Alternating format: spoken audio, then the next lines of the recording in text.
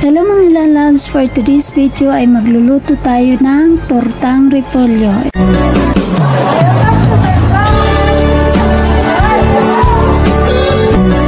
Saan man sa daigdig, kagandahay pagsigawan.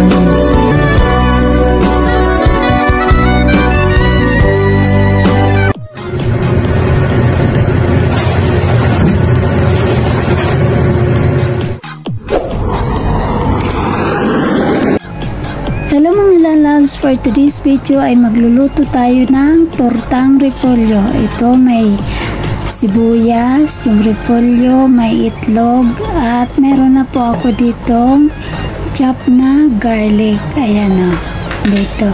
Tapos, ilalagay ko na lang sa comment box ang mga ingredients niya mga lalab. Simulan muna natin, mag-chop na natin ng maliliit itong sibuyas. Yan. Chop natin, dahan-dahan lang. Ingat lang sa pag-chop kasi baka ma-slice yung kamay nyo. Lagay natin yan.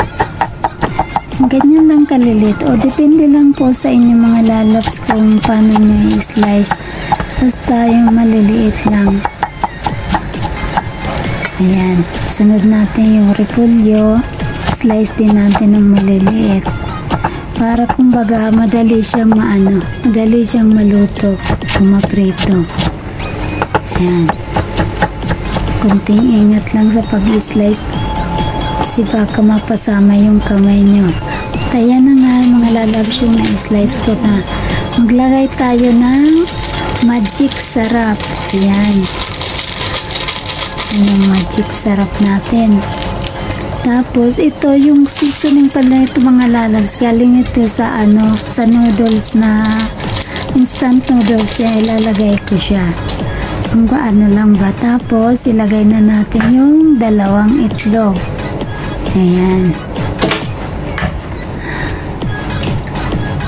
ilagay natin yung dalawang itlog. After malagay natin yung ilang itlog at ilagay na din natin yung isang kutsarita ng chop na garlic. Tapos lagyan pala natin mga lalabs ng ng konting mantika para yung paprito natin hindi siya didikit. At tapos ito na yan, black pepper, lagyan natin konti para pampalasa din, pampaalis ng ng langsa ng itlog. Ayan. Depende na lang yan po sa inyo mga lalabs kung gusto nyo lagyan o hindi. Optional lang po yan. Ako nilagyan ko lang kasi gusto ko meron dyan na paminta. Tapos i-mix natin ng ayos. Dahan-dahan lang muna yung pag-mix, yung pusa lang muna yung itlog at dahan-dahan natin i-mix yung repolyo. Kaya ma-mix na sila lahat. Ayan. Mix lang. Sige. Hanggang sa mahalo sila lahat mga lalabs. Mix lang natin ang mix. Tapos, after pala natin itong mga ma-mix na mga lalabs, muna natin, i-set aside natin ng mga around 3 minutes lang. Kasi para ma-absorb yung mga ingredients niya doon sa repolyo. Para may lasa yung repolyo.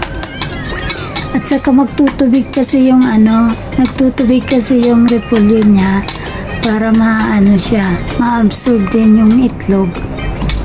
Kailangan natin muna. Kailangan i-rest muna natin siya ng 3 minutes. At optional lang pala ito mga lalabs. Naglagay ako ng konting asukal para yung timbang ba yung lasa. Kumbaga, optional lang yan mga lalabs. Depende na lang po yan sa inyo kung lalagyan nyo o hindi. Ayan, i-mix natin ulit. Ayan. Pag kung alam nyo mix na talaga siya, yan na. I-rest na natin siya ng 3 minuto. 3 minuto lang mga lalabs. Then, pag na-rest na siya mga lalabs, ito na. Handa na, magpainit na tayo ng yung kawali natin na may mantika at ilagay na natin para prituhin na natin yung ating tortang repolyo. Yan. Yan, pantay-pantayin natin para and then galaw-galawin pala natin tumalalabs na kawali para hindi siya dumikit sa hindi siya masunog yung ilalim niya. Ayan ganyan, galaw-galaw ko.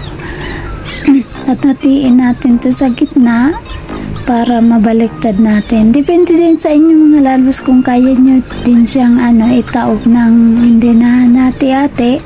Okay lang yun. Pero ako, gati-hatiin ko para perfect ang natin, baliktad. Para maprito din yung sa kabila. Ayan.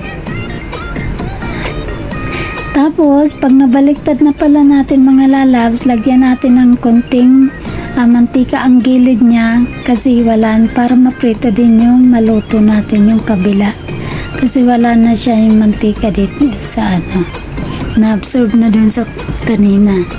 And then, wait natin ng mga ilang minuto para maluto din yung sa kabila. And then, pag alam na natin na medyo tingnan natin kung luto na yung kabila. Yan. Yan, check lang natin ng konti. If okay na, yan. Ayan. Konting minuto. Tikman niya natin kung masarap na. Luto na rin. Ayan na, okay na siya mga lalabs. Yan. Pantay na yung niya. Pagkakaprito niya sa ilalim. Ayan. Lagay na natin sa plato mga lalabs. Ayan na ang ating tortang repolyo. Yan, ready to taste na tayo mga lalabs. Let's eat na. Ayan na ang ating tortang repolyo. Ayan, kainan na. Sarap. So, try nyo din to mga lalabs if nagustuhan nyo. Masarap siya, promise. Ayan, healthy pa. Pwede itong mga lalabs sa ulam sa kanin. Pero ako gusto ko kainin lang ito. Ito lang. Hindi ako magkakanin. Kaya ito lang kakainin ko. Yan. Sarap siya mga lalabs. Try nyo din. Ilalagay ko na lang sa comment box yung mga ingredients niya. Thanks for watching. See you for the next vlog. At kung hindi pa po pala kayo nakasubscribe sa aking munting channel mga lalabs, please do subscribe naman po para updated kayo pag may bago akong upload na video. Salamat! Bye-bye and God bless! Thank you, Mama.